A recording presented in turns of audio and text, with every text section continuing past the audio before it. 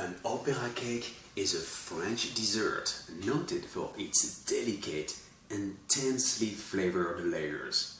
There are many stories about the origins of this cake, known as both cliché cake and opera cake, believed to have started out at the Paris Exposition Culinaire in 1903. You know, when you bite into this beautiful little piece of heaven, it feels like being on the Champs-Élysées in Paris. You will agree it is well worth it? Hey, I am Bruno Albouze. You are watching the Real Deal Cooking channel. So first, I'm going to make the sponge cake, biscuit joconde.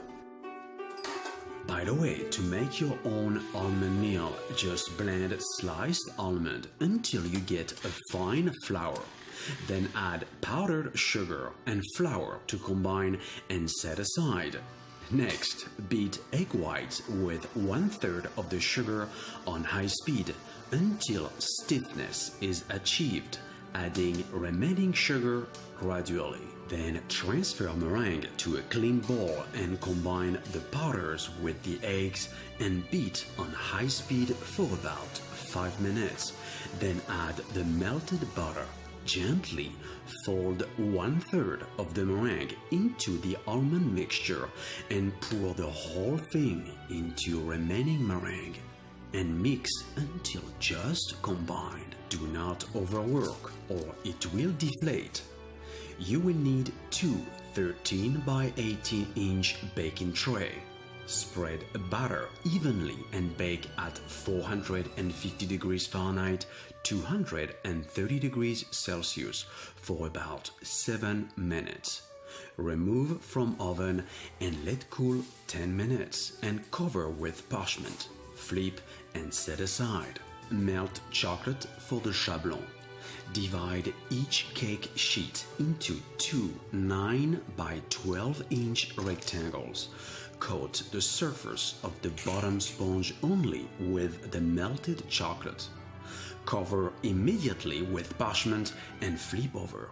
Chocolate side down and refrigerate to set. In between, get your coffee syrup ready and let cool. For the coffee buttercream now, I gotta tell you, it already smells fantastic in this kitchen. Bring milk, sugar, and coffee beans to a simmer. Turn off the heat and let infuse for now. Meanwhile, beat egg yolks and sugar to blend. Once infused, bring coffee milk to boil, remove from heat, and whisk milk gradually into the yolk mixture. Return custard to the stove and gently heat the mixture to just below the boiling point. Pass through a sieve and discard coffee beans and beat the crème anglaise with the instant coffee on high speed until it has cooled to room temperature. Add the softened butter and whip until creamy and fluffy on high speed. Look at that. For the chocolate ganache, combine the melted chocolate with the warm heavy cream and smooth it out with the butter. Let cool until it has thickened like the buttercream texture. Up next, the opera cake assembly. Brush the first sponge cake generously with coffee syrup. Make sure it is completely soaked. Then carefully spread 1/3 of the buttercream over the surface of the cake. Cover the buttercream with a second sponge and soak it with coffee syrup again. Spread the chocolate ganache evenly and place the third and the last sponge cake on the top and soak it with coffee syrup. Chill the cake until firm and spread evenly the third and the last coffee buttercream layer.